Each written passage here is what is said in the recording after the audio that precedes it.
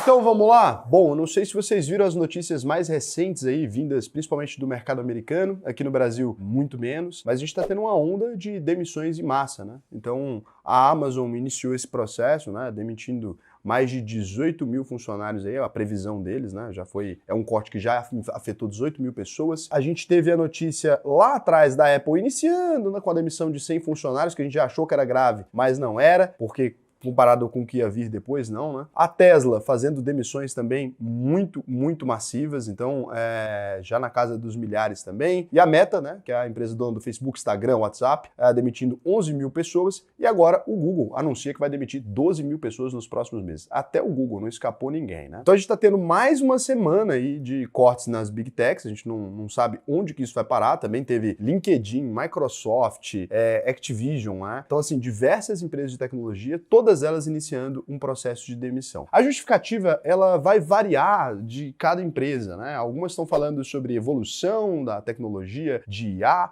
outras empresas estão falando ali sobre realmente um problema inflacionário nos Estados Unidos, uma perspectiva de redução no crescimento da economia americana. Então, diversos assuntos estão levando essas empresas a efetuarem uma demissão. E eu vou te explicar o que você tem a ver com isso, porque você pode olhar e falar assim, nossa, mas o que eu tenho com isso, né? O que isso muda na minha vida? Demitir uma galera, ok, vida que segue, né? As empresas às vezes têm problemas. Vou explicar. Então, antes de mais nada, quem é Sardinha Raiz, deixa o like na confiança. Se você não é o Sardinha Raiz ainda, segura sua mãozinha, considera deixar o seu like ou se inscrever. Quando alguma informação aqui te agregar, te trouxer algum conhecimento que você ainda não tinha. Aí sim, segura a mãozinha. Então você fica aqui com a mãozinha segura. Na hora que você vê a informação, opa, agora eu vou me inscrever, considerar aqui, deixar no like. Então.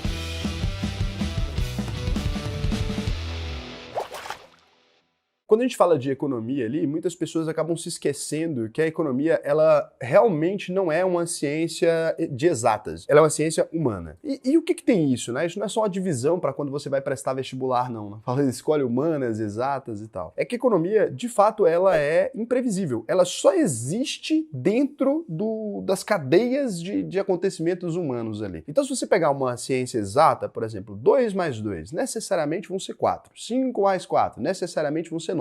Esse resultado, ele não muda independente das condições de temperatura e pressão ali, né? Ele vai sempre ser do mesmo jeito e da mesma forma, independente do que aconteça. Então você não vai ter uma alteração porque, fulano pesa 2 quilos a mais, então a gente alterou, como aconteceria nas biológicas, por exemplo. E na humanas, olha, se eu falar uma frase idêntica, um poema para uma pessoa idêntica, a reação e o estímulo que a gente pode ter ali é diferente. E daí a gente tem diversos outros assuntos. E não é que não existam as ciências humanas, elas também existem estudos científicos, existem um monte de questões ali que muita gente acha, inclusive, que as que não são ciências duras não são ciências, né? Mas são ciências ali, você tem diversos pesquisadores, cientistas, etc., das ciências humanas. Quando a gente pega, então, a economia desse jeito que ela é, e a gente fala assim para a pessoa, vai chegar uma crise. Esse vídeo aqui, por exemplo, se você fala que tem uma crise se aproximando, se eu falasse que essa crise é no Brasil e tal, quantos empresários tem nessa audiência de 700 mil pessoas aí?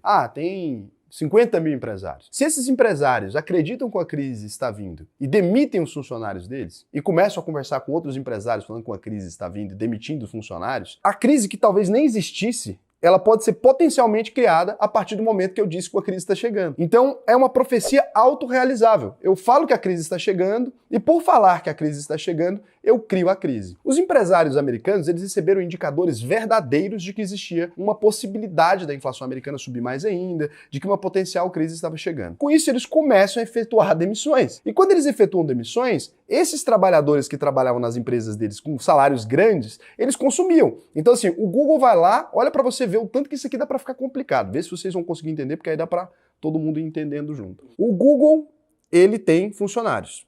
Esses funcionários do Google, esses 12 mil funcionários do Google, eles recebiam salários altos, né? Comparado com a média americana. Com certeza salários superiores a 50 mil dólares por ano ali. Ele demite um funcionário. Esse funcionário do Google, ele usava um celular, por exemplo, da Apple, talvez? Sim. É possível. Ele poderia ter um carro da Tesla, principalmente sendo amante de tecnologia? É possível. Em escala regional, ele ia no supermercado da vizinhança, ele vai lá no Walmart, às vezes, compra alguma coisa e tal. Quando o Google demite esses funcionários, é um número grande de pessoas. Esses funcionários deixam de consumir. A partir do momento que esses funcionários deixam de consumir no Walmart, então, ou que eles deixam de comprar um iPhone na Apple, você concorda que esse número vai se refletir no faturamento do Walmart em algum momento? Aí, o Walmart, ele faz anúncios onde? no Google. Então, ele vai lá e diminui os anúncios do Google. Então, ele tinha aí os anunciantes dele lá, ele diminui o faturamento dele, ele demite os próprios funcionários e ele reduz os anúncios. E com isso, o Google começa a ter um faturamento menor. Aí, por isso, o Google pode demitir mais pessoas, que vai impactar mais nisso e vai efetuando uma cadeia. Então, esse medo dessa crise, por exemplo, né, essa apreensão com relação à crise, ela pode gerar uma crise muito grande e sem precedentes com essas empresas de tecnologia, que são hoje, várias delas as empresas que mais empregam nos Estados Unidos, quando elas começam a reduzir essa gama de trabalhos ali, quando elas começam a fazer demissões com medo de uma crise, elas estão potencializando o aumento dessa crise ali. E não é que essa crise não fosse chegar, só que essa crise pode se agravar muito mais se essas empresas continuarem nessa onda de demissões, porque aí os Estados Unidos, de modo geral, pode começar a entrar numa crise muito complicada. Quando você pensa nesse sentido aqui, que você entendeu na escala global, de uma crise se formando e essas empresas se antecipando aí, se aumentando a escala da crise, ainda temos agora o Google, a justificativa dele foi um pouco diferente. Então o Google não falou necessariamente sobre uma crise. O Google estava falando ali sobre uma reforma, sobre uma reorganização dentro ali da empresa,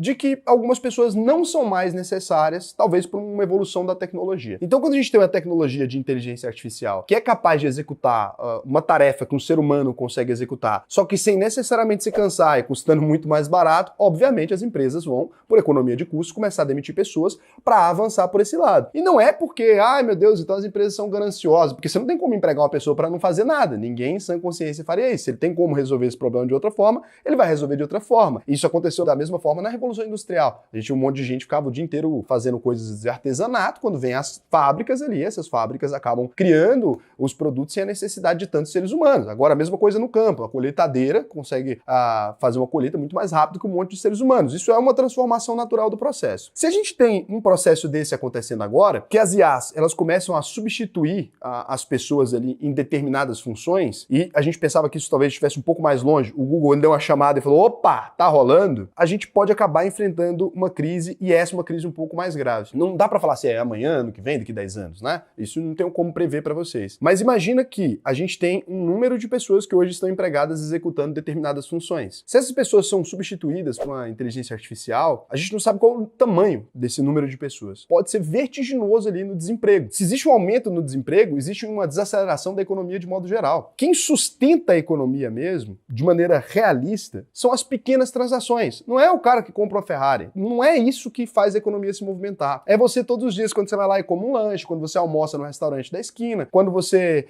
vai ali e compra uma coisinha no shopping, quando você compra uma camiseta, quando você compra um calçado. Esses consumos cíclicos ali que a gente tem, paga uma água, energia, sei lá o quê, esses consumos cíclicos que a gente tem, transacionados em volume, né? Porque nós somos muitas pessoas, 7 bilhões de pessoas no mundo ali, quase 8 agora, é 8 na verdade. Chegou a 8. 8 bilhões de pessoas no mundo. É óbvio que as transações deles são muito mais eficazes do que aquele topo lá que não dá 100 mil pessoas dos ricos, né? Muito ricos, eu tô falando. É claro que de rico mesmo tem mais, mas dos muito ricos. Então é a base que sustenta e esse dinheiro vai subindo. Se essas pessoas não têm emprego, quem vai consumir das empresas? E se as pessoas não vão consumir das empresas, como é que as empresas vão pagar os salários? E vai criando um ciclo terrível. Vai exigir, talvez, agora, da nossa economia, ou uma saída mais estratégica disso, como é que a gente vai chegar nesse ponto de ter ali os consumidores, como é que a gente vai manter os consumidores numa economia que necessita cada vez de menos pessoas, porque os consumidores são também os empregados de outras empresas, ou a gente pode entrar realmente num problema. Talvez não agora, no primeiro momento, mas a gente pode entrar num problema a longo prazo, né? Você acha que existe alguma possibilidade deles falar assim, vamos cortar essas IA aí, vamos dar uma acalmada? Não, isso não existe. O processo de evolução ele é natural. Não estou falando que tem que pausar as IAs. Não é isso. A gente vai ter que ver como é que isso se encaixa no mundo, porque da mesma forma, isso é a mesma coisa que a gente voltasse, sei lá, na época da Revolução Industrial e falar, vamos parar as fábricas. Não faz sentido. Então, gerou novos empregos também, né? Então a economia ali, ela vai se transformando. De alguma maneira, isso vai se encaixar de alguma maneira, talvez ele dentro da economia, a gente consegue fazer as coisas. Talvez num primeiro momento, né? Eu não penso que esse problema é eterno. Eu penso que num primeiro momento pode ser um choque muito grande, porque tem as pessoas que vão ter que talvez operar essas IAs ali, tem as pessoas que vão ter que criar as IAs, tem as pessoas que vão ter que criar IAs sob demandas específicas, porque a IA, ela é capaz de fazer algumas coisas, mas ela não é capaz de se criar, né, ainda. Então a gente não tem um IA de desenvolvimento num nível muito legal, apesar de ter no nível básico. Precisa de alguém que tá, inclusive, criar IAs específicas, né, IAs específicas para resolver problemas específicos. Então a gente está entrando nisso. Essa outra crise é uma crise mais posterior, né, é uma crise que talvez venha ganha com o tempo. Eu só quis falar com vocês aqui um pouco sobre esse assunto, que eu achei um assunto curioso. Eu achei que a gente demoraria muito para ver uma manchete de demissão por conta de IA. Do nada, o Google vem com essa ali, que tem coisas que ele evoluiu tecnologicamente, melhoria de processo e tal, que não precisa mais dessas pessoas. Ele é 6% de toda a força de trabalho de uma das empresas que talvez mais tenha funcionários no planeta, né? Não sei a ordem exata, mas eu sei que eles estão entre ali as maiores empresas em contratação. Então, é bastante gente. E aí, do outro ponto, a gente tem aí essas demissões em massa já acontecendo no presente, com medo de uma crise inflacionária. Diante disso, né, o que a gente pode encarar como investimento, o que a gente pode olhar aqui do ponto de vista do investidor, que é sobre o que a gente fala aqui. A grande questão é que antes a gente falava do setor de tecnologia como um setor por inteiro. E ainda as manchetes se dirigem a esse setor dessa maneira. Essas empresas, apesar de estarem interligadas e trabalharem de certa forma com tecnologia, elas trabalham com tecnologia aplicada normalmente a áreas específicas. Quando você está falando da Apple ali, ela vende tecnologia, hardware e software. E aí ela está vendendo isso diretamente para vocês. Tem aí um celularzinho, tem um fonezinho de ouvido, tem um equipamento e tem alguma coisa. Então, a Apple é uma empresa. Quando a gente fala de Amazon, chamar a Amazon de uma empresa de tecnologia é uma palavra um pouco forte. Empresa de tecnologia porque ela faz as vendas dela majoritariamente por um site. Cara, quantas empresas hoje fazem as vendas majoritariamente por um site? Todas essas são empresas de tecnologia, porque a Amazon é gigante da logística, a Amazon é gigante do varejo, né? A Amazon é uma empresa que tem um streaming. Não necessariamente isso é uma empresa de tecnologia. A gente poderia dizer que ela tem um braço de entretenimento, tem um braço de logística e tal. Então eu acho que são problemas diferentes. Apesar delas estarem lidando com o problema da mesma forma, são problemas diferentes. Quando você fala do Google ali, tudo bem, é uma empresa que talvez estritamente tecnologia. A maior parte dos produtos é consumido via online, ela vende principalmente software e presta serviço ali para os usuários por meio das plataformas dela. E a Meta também, eu acho que se encaixa muito aqui dentro desse ramo ali, talvez. Mas então, essa reclassificação é importante. A gente não está com uma crise no setor de tecnologia, que é como as pessoas estão divulgando. A gente está com uma crise de modo geral.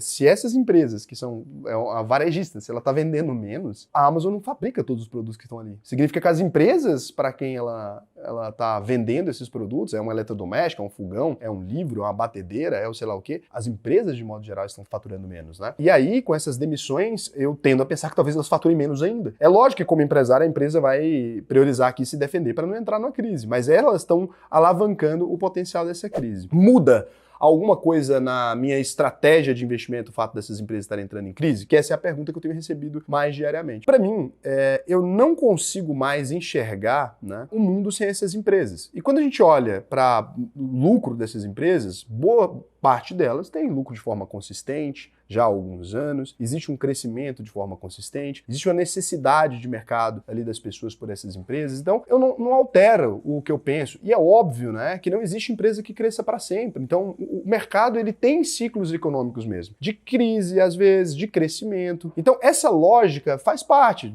tem uma injeção de moeda muito grande durante um período que a gente estava vivendo uma pandemia ali, com queda na produção, aí depois a gente foi saindo disso, a gente teve um conflito internacional, os países radicalmente colocaram mais dinheiro na economia, foi mexendo ali e de alguma maneira a gente entrou num ciclo econômico que não é de crescimento. Se você fala que você é um investidor e vai investir para o longo prazo, a ideia de toda vez que tiver uma crise eu vendo minhas ações é você vender na baixa e comprar na alta. Então quando tudo está aumentando de preço e tal, e está no mercado positivo no seu ponto de vista, você vai lá e compra. Aí quando cai, você vai lá e vende. Se você repetir isso muitas vezes, é a receita perfeita da burrice. Então não existe como você investir sem se preparar para esse tipo de coisa. Quando você vai investir, o primeiro trabalho acaba sendo psicológico sempre por isso. Se você entrou na Bolsa de Valores com a sensação, com a hipótese de que o mercado cresceria para sempre, você agiu de forma burra. E eu vou ter que te falar isso porque é melhor para você saber. Não existe mercado que cresce para sempre. No geral, na maior parte dos períodos, a Bolsa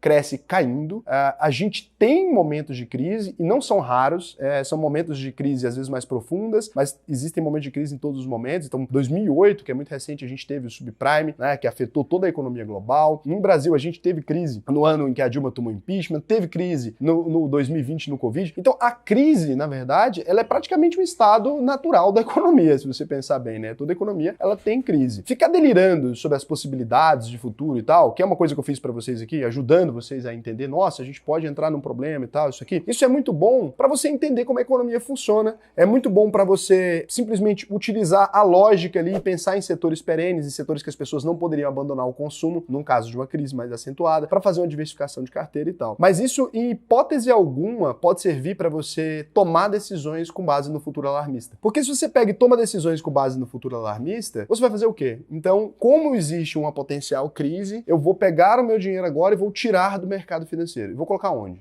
Eu vou pegar o meu dinheiro e vou colocar no banco. Numa crise do subprime, por exemplo, os bancos quebraram. O Lehman Brothers quebrou. E aí, onde vai parar o seu dinheiro? Numa crise feia, a inflação aumenta. Onde vai parar o seu dinheiro? Não, Raul, eu vou pegar isso aqui e vou alocar numa renda fixa. Quem são os credores ali? Quem são os tomadores dessa dívida? Se você vai investir num CDB, as pessoas pegaram empréstimos ali, né? Na ponta final, são sempre pessoas. Não, Raul, foi uma instituição de crédito muito segura. E ela emprestou dinheiro para quem? Se entrou numa crise, ninguém vai pagar. Acabou. Mas o banco vai tirar dinheiro para me pagar de algum lugar. Da onde? Crise é crise. Então, assim, se você tiver certo sobre uma crise apocalíptica e tal, compra o ouro e entra num bunker. Acho que é a única coisa que você pode pensar. E eu não sei, né, apesar de o ouro sempre ter apresentado valorizações no meio de uma crise, se você tiver certo sobre uma crise de modo geral, eu não sei quem vai comprar o ouro de você. Eu vejo as pessoas desenhando futuros apocalípticos e o mercado teorizando acerca de futuros apocalípticos desde que eu comecei a investir, cara. Assim, nunca teve um mês que um profeta do futuro não disse que o mercado ia acabar, que tudo vai derreter. E cada vez são nomes mais pesados. E eles invariavelmente acertam, porque em algum momento o mercado derrete. Então, se você faz uma previsão todos os anos, né, em algum momento você acerta. Mas foi o Kiyosaki que disse. Pesquisa o nome dele. Vou ensinar você a fazer isso aqui. Isso aqui é muito bom. Então você vem aqui, ó. Raul, alguém previu uma crise. O que eu vou te ensinar a fazer para você saber se agora é sério ou não, né? Robert Kiyosaki, coloca aqui o nomezinho dele, que é o autor do Pai Rico, Pai Pobre. Coloca Prediction. Pode só Prediction. Aí você vai vir aqui, ó. Então já uma atualizada, né? 2 de outubro de 2022 ele fez uma. Em vez de pegar essa daqui primeira, vem aqui, ó. Faz assim, ó. Em qualquer data, intervalo personalizado. Você volta ali lá para 2020. Ou talvez 2019. Aí ele acertou que teve o Covid, né? Pega aí 2018, pega qualquer ano. Coloca aqui o mesmo nome. Aí você pega e trava aqui, ó. Travei. Então agora até o dia 30 de 2018. Você vê que toda vez vai ter ele prevendo crise. Ele prevê uma crise, when the next market crash will be. Ele prevê uma crise a cada X anos. E não é só o Kiyosaki que eu tô falando aqui. Eu sei que todo dia vocês me mandam, não, agora é fulano de tal, agora é fulano de tal. Então todos esses caras especialistas em crise, eles prevêem uma crise por ano. Inevitavelmente eles vão acertar. E esse aqui eu coloquei no mês de abril, né? Se você colocar no ano inteiro, ele deve ter previsto mais vezes. Às vezes ele... Vou pegar aqui, que nem apareceu uma manchete de uma crise bonita. Eu quero ele prevendo uma crise bonita pra vocês. Às vezes ele prevê crises muito bonitas. Tem vezes que ele fala que vai colapsar tudo, que o mundo vai acabar. Não só ele, mas eu peguei ele aqui porque alguém usou esse nome. Aí ele previu que o Bitcoin ia dar problema em 2018. Aí a gente teve o pico do Bitcoin ali em 2020, 2021. É aquela coisa. Todos os dias, The Global Financial Crisis Underway, né? E aí, todo dia ele tem uma coisa pra falar, o mundo vai acabar, né, o Kiyosaki. E essa galera fica falando que o mundo vai acabar, pergunta se ele vendeu todos os investimentos dele, né, ele pôs em que o dinheiro dele? Tá em que? Tá dentro da casa dele? Imprimiu o dinheiro do dólar lá, pegou tudo, sacou do banco, tacou num cofre? Que porra é essa, né? Então, isso aqui todo dia esses caras ficam falando isso. Não recomendo você ficar seguindo faro de crise. Beleza? Então isso aí não seja um mão de alface. E aí eu vou responder algumas dúvidas que tivemos nos últimos vídeos pra gente poder aqui fazer aquele encerramento clássico que já está chegando no meu limite de tempo aqui. Então, o Gustavo Alves falou, saiu uma matéria no G1 sobre um levantamento da Quinto Andar, a empresa Quinto Andar, mostrando que aluguel de microapartamentos está em alta e são mais rentáveis que os APs convencionais. No entanto, mesmo os micro perdem para a Selic. Que tal fazer um vídeo sobre isso, inclusive contrastando com fundos imobiliários? Quem já ouviu a palavra microapartamentos? Já ouviu? Também não. Vamos supor que uma pessoa alugava um microapartamento no ano de 2022. Agora, nos primeiros dias do ano, outra pessoa alugou um microapartamento. De quanto foi o crescimento, para eu pôr na manchete? 100%. Então, temos 100% de crescimento no mercado de microapartamentos. Pode comprar o seu para alugar. Se foram 8 pessoas, 800. Foram 12 pessoas, 1.200. Ninguém aluga essa merda. Para de acreditar em manchete. Toda vez que você vê, olha só, isso é um pública, pelo amor de Deus. Aí o Quinto Andar, querendo que as pessoas botem essas merda para alugar, vai lá e paga uma matéria e fala, fala que tá crescendo o microapartamento. Pô, não vou contrastar nada, não vou dar manchete para isso aí não. bom. Já falei demais, mais do que deveria disso aqui. Eu vou falar uma coisa pra vocês. Eu fui diretor de jornal há muito tempo.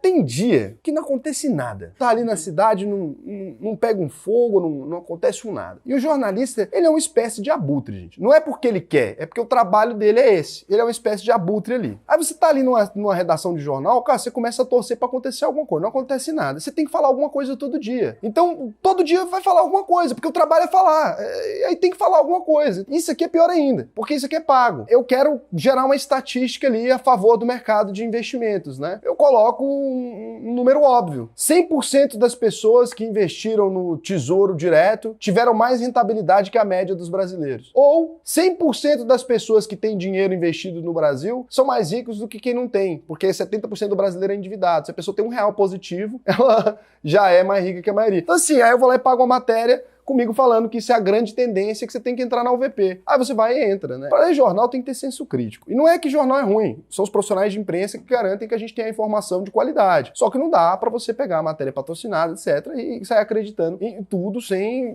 senso crítico, né? Não é culpa do jornalista, é culpa sua que não tem senso crítico e às vezes não raciocina sobre o que tá falando. Porra de microapartamento, nunca ouvi nem falar na merda dessa, gente. Isso aí é palavra que eles inventaram, inclusive. Estão inventando palavra. Aí o B. Salles falou, poderia fazer um vídeo, muito bom seu conteúdo. Obrigado. Poderia fazer um vídeo explicando como entender renda fixa? Fico perdido quando vejo CDB, IPCA mais 12, o LCI, IPCA mais 7. Como saber qual é melhor? E vale a pena pegar um Tesouro Selic para anos, muito mais para frente, para 2035? Cara, escreve cada palavra dessa daí, simples. CDB, investidor sardinha. LCI, investidor sardinha. CRI-CRA, investidor sardinha. Tesouro, investidor sardinha. Você vai ter sempre uma resposta. Se você perguntar o que IPCA, investidor sardinha, vai ter uma resposta explicando cada um dos indicadores. Então isso aí é facinho vocês entenderem. Você que chegou até aqui, eu vou te falar o seguinte, se você quiser aprender a investir mesmo aí, né, nesse janeirão, cara, dentro de 6 dias está começando a nova turma da UVP. Não sei se você consegue entrar nessa turma, mas se não for possível, você já pode se matricular para a próxima. Então o que eu vou te dizer é, acesse aí a uvp.com.br. É o mercado que mais cresce no Brasil, tô falando aí para você, fonte, Quinto Andar. Então você pode vir aqui, faça a sua análise de perfil. Brincadeira aqui, Tandara. Eu sei que vocês só queriam fazer o trabalho de você, mas, porra, microapartamento foi de cair os buteados do bolso tudo. Não tem como, é de acabar com os piques de Goiás. Não tem como. Que outra expressão tem na sua cidade dessas de... Fala aí pra mim. Porque cair os buteados do bolso é do sul, né, do Porto Alegre, acho. É lá do Alegrete. E acabar os piques de Goiás é daqui, né? Pra acabar com os piques de Goiás. Pra acabar com os piques de Goiás é maravilhoso. Então você pode fazer aqui a sua análise de perfil, eu vou te ensinar a investir, vou te ajudar a desenvolver uma carteira que realmente te leve a viver de renda. Não é do dia pra noite, é um processo complexo. Raul, por que eu preciso passar por uma análise de perfil? Não, você não paga nada pra fazer a análise, né? Tem gente que acha que vai clicar aqui, eu vou cobrar pela análise, né? E aí é isso. Não é isso. É simplesmente para que você esteja alinhado com a gente. Se você for aprovado, aí sim eu vou te pedir algum dinheiro, beleza, para você estudar. Não para fazer análise de perfil. A análise de perfil é gratuita para ver se você realmente vai tirar um benefício de vir aqui. Às vezes a pessoa chega muito desestruturada, não faz sentido, não tá com a cabeça coerente, daí a gente não aprova. Não precisa ter nenhum conhecimento. O que eu quero é saber se você tá apto ali para seguir o cronograma até o final e tal. Por quê? Porque se você conclui a UVP e não chega no resultado que eu te prometi, que é saber o caminho exato para você chegar a viver de renda, aprender a investir, eu devolvo 100% do seu dinheiro. Então, eu me reservo o direito de escolher os meus alunos. É simplesmente isso, né? Raul, eu tenho uma empresa, eu aceito qualquer pessoa. Cara, escolher o cliente é o que vai fazer você prestar um bom serviço. Tem cara aí que trabalha, por exemplo, sou personal trainer, né? Daí o cara, eu atendo qualquer pessoa. Chega alguém ali, o cara não tem comprometimento nenhum, não vai seguir a agenda de treinos, não vai fazer aquilo que você quer, não quer fazer uma dieta, não faz o exercício direito, você coloca o seu nome em risco. Então, eu só deixo formar pela UVP aquela pessoa que eu sei que vai ter um bom desempenho. O boca a boca é meu principal instrumento de trabalho, né? Eu vivo da reputação que eu tenho, que hoje eu tenho a melhor reputação aí no mercado. Não tem ninguém que reclama do trabalho, lá no Reclame Aqui e tal. Toda vez que eu falo do produto que vem uma galera falando bem, então o que eu tenho para oferecer é isso, né? Então eu não posso aceitar qualquer pessoa. O meu trabalho, a única coisa que eu tenho para oferecer é o meu trabalho. Se eu aceito qualquer pessoa aqui, eu me quebro, né, Vandinho? Não dá, né? E o negócio é o seguinte, a gente fez uma descoberta aqui hoje, importante aqui, isso aqui é um recado importante para você. O cílio, ele não cresce infinitamente, nem a sobrancelha. Então, na maioria dos casos, o seu cílio vai parar de crescer sozinho. Você pode ficar tranquilo, não precisa gastar dinheiro aparando o cílio. Eu tô aí aparando o cílio há um tempo. Economize seu dinheiro. Descobri hoje que o cílio tem um limite natural de crescimento, tanto o cílio quanto a sobrancelha. Então, pode economizar seu dinheiro, não precisa parar mais. As mulheres vão continuar parando porque, né, questão de estética ali. Você sabia que as mulheres antes, na época, por exemplo, do renascentismo, essas coisas ali, tipo a Mona Lisa, viu que ela não tem sobrancelha? Uhum. Elas arrancavam por questão estética. Tipo, hoje a gente afina, elas arrancavam por questão estética ali. Eu nunca tirei minha sobrancelha na vida. Será que eu deveria tentar? Fica aí a informação.